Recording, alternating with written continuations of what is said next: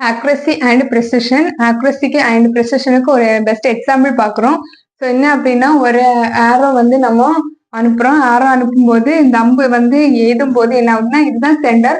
So இந்த சென்டர்ல விழுந்துச்சு அப்படின்னா அது ஆக்யூரேட் அப்படின்னு சொல்லுவோம். பட் இங்க வந்து நம்ம அனுப்பின ஆரோ எல்லாமே அங்கங்கேயா சிதறி போயிருக்கு. ஸோ இது என்னது, not accurate and not precise அப்படின்னு சொல்லிக்கலாம். ஸோ அதே டைம்ல இந்த சென்டர் பாயிண்ட்ல வந்து நம்ம அனுப்புற ஆரோ வந்து கரெக்டா ரீச் ஆச்சு அப்படின்னா ஆக்யூரேட். பட் அதே டைம் இங்க என்ன இருக்கு, ஃபர்ஸ்ட் அனுப்புன அம்பு வந்து இங்க இருக்கு, செகண்ட் இங்க இருக்கு, தேர்ட் இங்க, ஃபோர்த் இங்க.